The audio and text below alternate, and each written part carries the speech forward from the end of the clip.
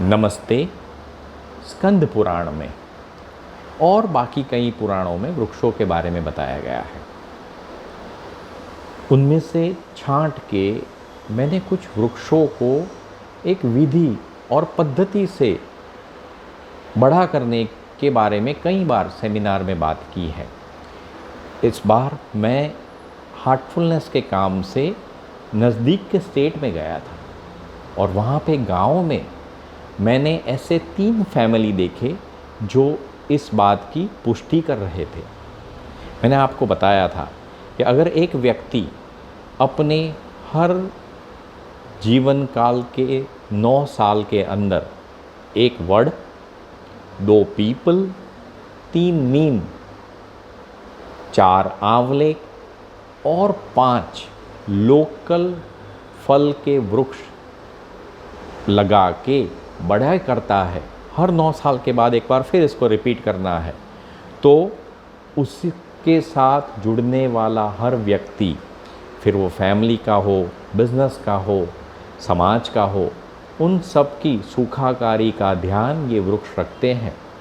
ये कुछ अजीबोगरीब लगने वाली बात थी, पर मैंने 3 फैमिलीज़ को देखा। पहले फैमिली की बात करूं, उनको तो किसी पंडित ने ये बात बताई थी और उस घर ने वड के वृक्ष को गांव के चौराहे में लगाया था और उसको बड़ा किया था। 2 पीपल उन्होंने तालाब पे लगाए थे। नीम उन्होंने अपनी गली पोड़ के इर्द गिर्द लगाए थे। दूसरे 2 घरों की बात करूं तो वहाँ पे भी उन्होंने वड को तालाब में लगाया था, पीपल को तालाब के पास लगाया था। तालाब में माने तालाब के पास लगाया था, पीपल को तालाब के पास लगाया था। और उन्होंने आंवले के वृक्ष और फल के विविध फल के 5 वृक्ष यानी शेतूर बोया था उन्होंने और जामुन बोए थे, उनको अपने खेत के इर्द गिर्द लगाया था। इन सभी घरों में जो कॉमन बात थी वो थी, किसी भी घर में कोई बीमारी नहीं थी, कोई टेंशन क्रिएट करने वाला कोई भी प्रयोजन मैंने उस घर में नहीं देखा। और उस घर में उन्नति सिर्फ वो व्यक्ति जिसने लगाया था उनकी ही नहीं, घर के हर सदस्य की उन्नति के बारे में मैंने छानबीन करते हुए कुछ हल्के से प्रश्नों के द्वारा माहिती लेने की कोशिश की, तो वो तीनों घरों में बहुत सुखाकारी और उन्नति थी।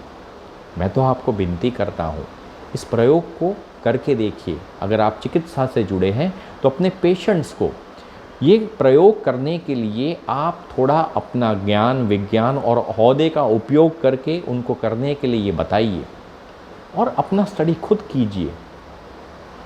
देखिए, अगर ये बात सच निकली और वो लोग सुखी हुए तो ऊपर वाला आपको आशीर्वाद देगा। अगर आपने इस प्रयोग को किया तो आप अपने लिए खुद महसूस कर पाओगे कि उसका फ़ायदा क्या हो रहा है।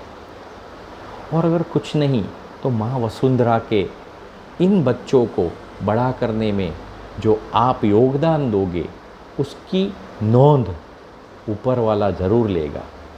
मैं तो आपसे तहे दिल से विनती करता हूँ कि इस प्रयोग को खुद कीजिए और औरों को भी कराइए। वड को ऐसी जगह लगाना जहाँ पे उसका निकंदन ना निकले, यानी नदी, तालाब या कोई ऐसी निर्जन जगह के जहाँ अगले 50-100 साल तक उसको कोई छुए नहीं। बाकी के वृक्ष अपने हिसाब से लगा लेना।